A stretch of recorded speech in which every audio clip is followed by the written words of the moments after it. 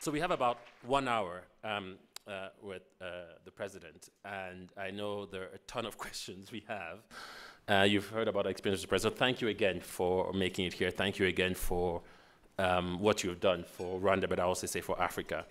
Mr. President, my first question is really, as you've seen, we've been blown away, like Fred said, and many of us have said, by what's happened in Rwanda.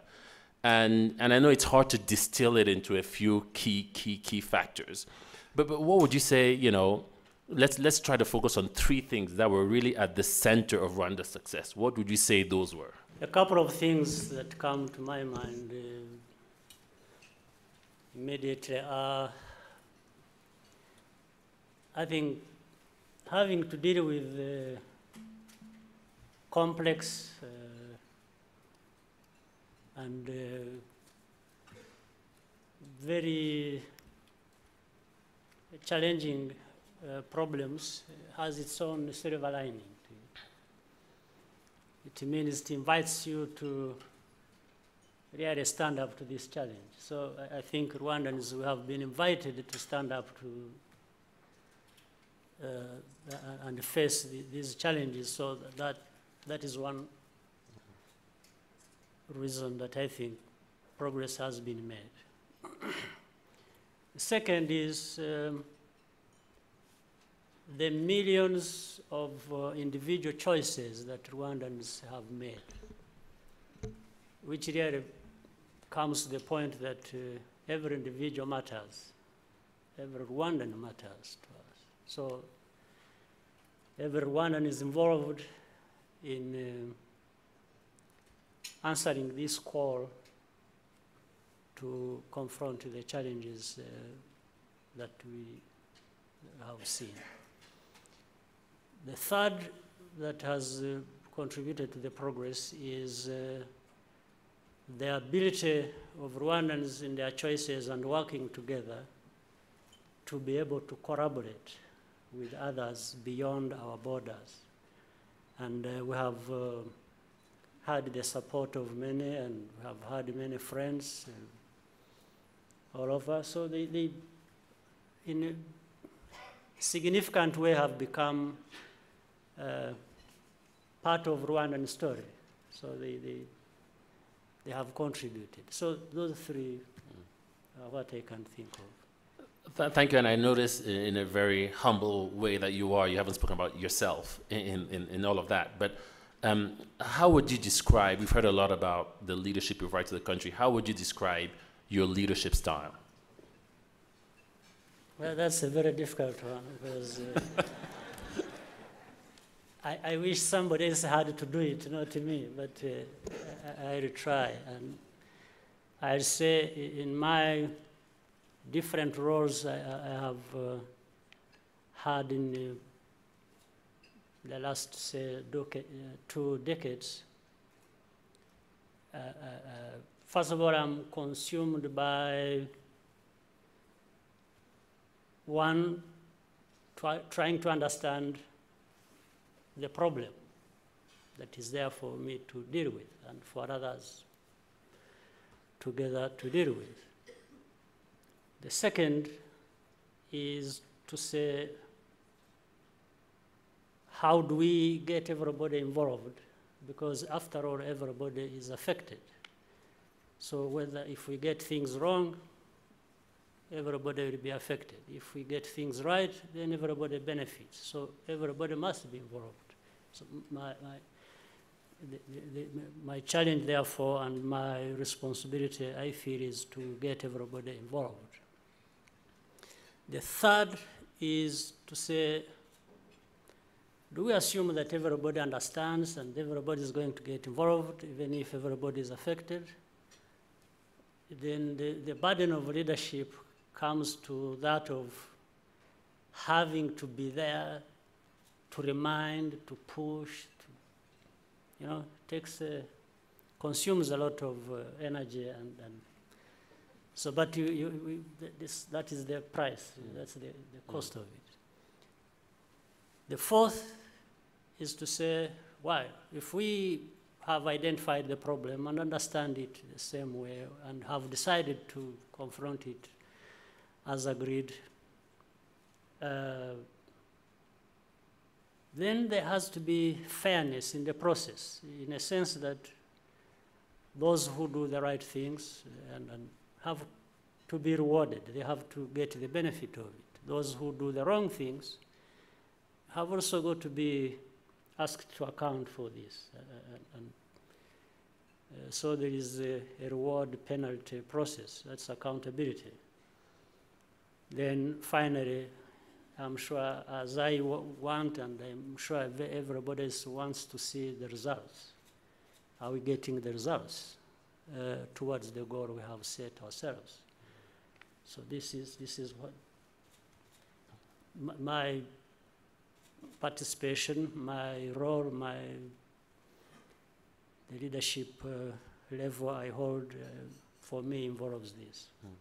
And as you develop this leadership style, I think it would be great for all of us, sort of what we call the current generation of African leaders who are looking up to people like you, to understand, what events in your life shape the person who you are today. What are the key events in your life that shapes who you are today? Two things. There are those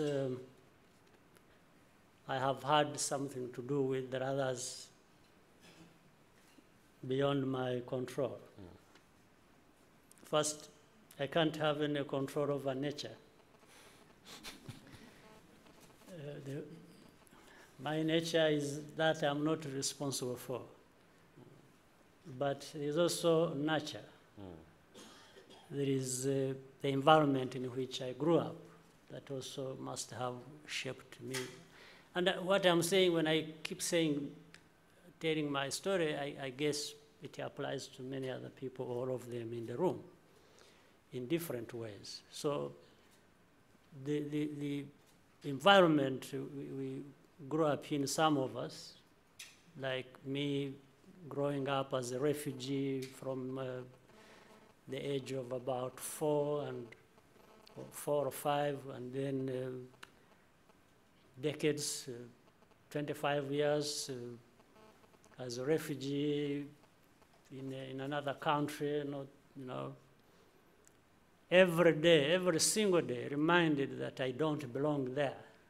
And every single day reminded that a lot in terms of not only mine, but other people's dignity and well-being were seriously infringed on. These have had an effect on how I grew up, how I was thinking, and how we have come to do many things that we have done up to this point. So that's really, in a nutshell, what accounts for probably how we have come to be the way we are or where we are. And along the way, then, when we discussed a little bit about this, but when did you decide you wanted to be president? It didn't happen until I became president.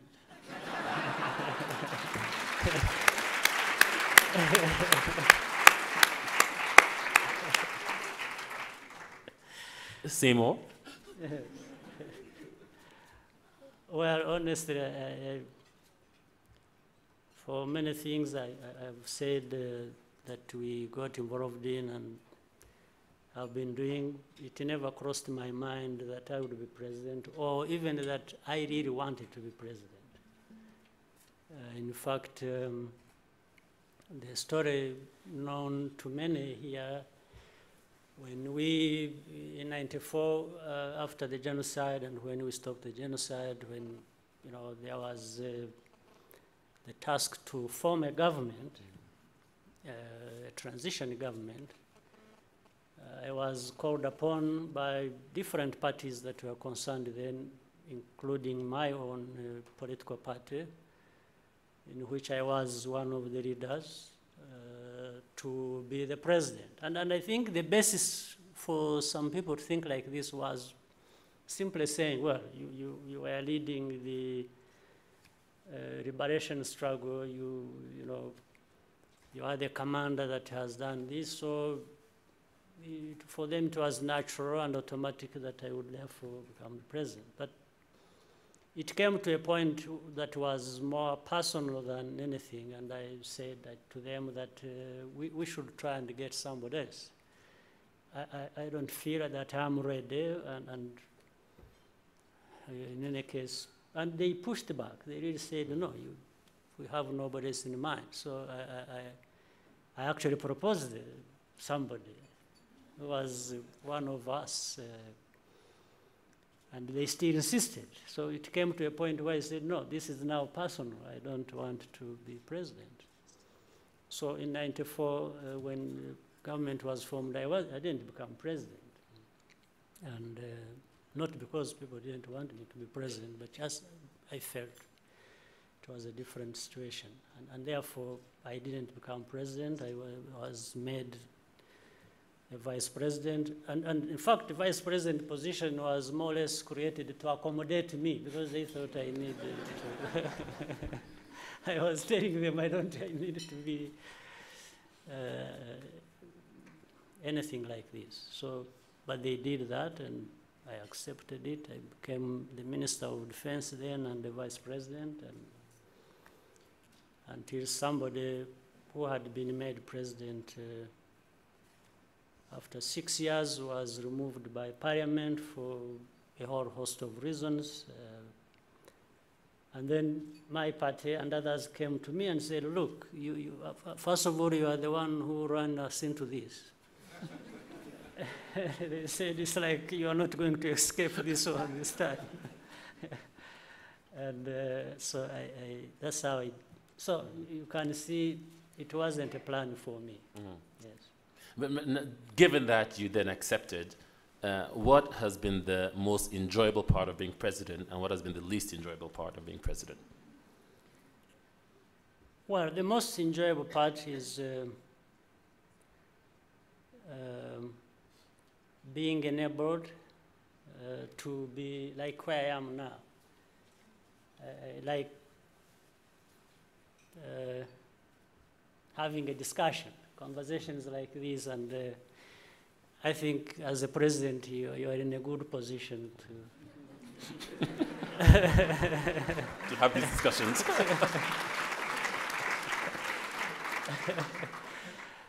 But the downside of it is that I won't be able to say everything I want to say. Because there are certain things you would want, you really feel as a person, and then, if you say it, the interpretation is going to be given, the level at which it is going to be taken, and maybe it will affect, so sometimes you hold back. There are certain things. You don't want to hurt somebody, even if what has been discussed is the truth and so on. So there are certain constraints that within which we operate, and I think that holding back all the time and always being able to keep filtering things, I think this is something I don't like. So I actually took out my phone because I was supposed to get a question from Twitter, but it looks like protocol has taken it away.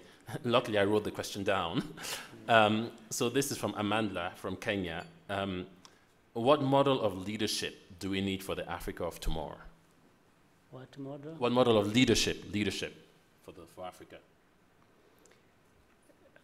You see, if we look across Africa and maybe some of the problems Africa has continued to experience, twofold.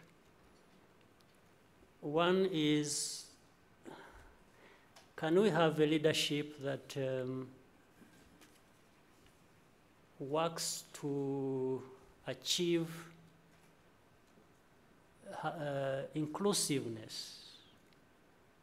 So the growth of economies, the security of people, everything. Really, everyone feels they are part of it, they are benefiting from it. This is very important.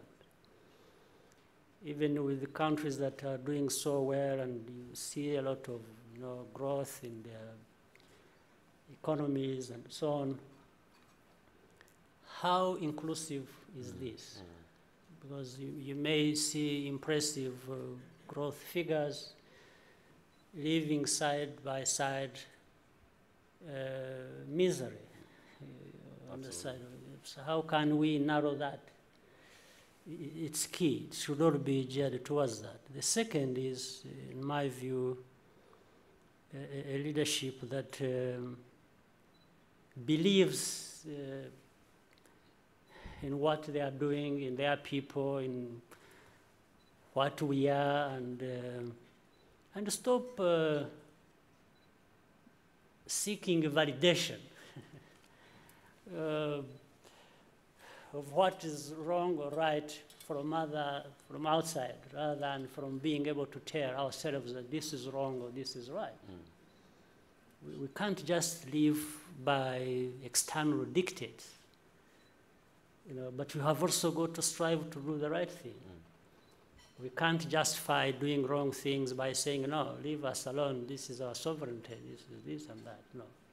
Then the whole thing goes wrong. So, but can we really seek to raise our stake and our own value and be where we need to be? Because just quickly, if I may, every time I have been asked places I've gone and so on, President, in Africa, in Rwanda, what are the Chinese doing there? What are they, and I said, so what is this obsession with the Chinese or with whoever? I said, and the outcome of that discussion or debate, as I have seen it over a long time, it's like Africa is there as a place where China or other powers really come and they conflict over us. And that means we have no say. Yes, we're just there and caught up in between, their own interests. Right. So my question, therefore, is, and I think this should, young people in this room and very important people and so on, you need to say, but when do we raise Africa to a level where it is a player? Not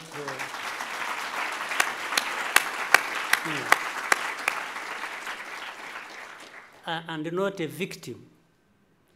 Not a victim of either Chinese or this or that. If it is about our resources, yes, it is about our resources. Why should anybody come and just take away our resources very cheaply, or they feel even entitled to taking away the resources the way they want, or somebody for people to quarrel over our resources, and we have no say even in settling their dispute over that. So I think this is the main thing for me.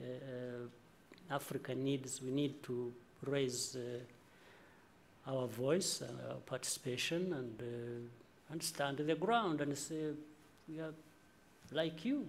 Yes, and most of you, these many people around, I don't think they should be counted among the best anywhere in this world. Yeah. But I was going to say, I think we'll all agree with that. And with the kind of leadership you're suggesting for Africa, the question, what would it take for us to see more Paul Kagames across the continent? Well, we will always be different, but we can't clone anybody. But I'm sure there are many good people in Africa, No, we are really spoiled for everything we need. I think it is through these kinds of processes, as we see people gathering over here, that people should emerge, and take their rightful place in this global debate and representation. So I don't know how we can have anybody like this or like that. I don't know, but we can shape the situation from this understanding and work hard to achieve it. But I think I see many things happening across Africa. I see a lot of success achieved by many countries. We should just try and accelerate that and broaden that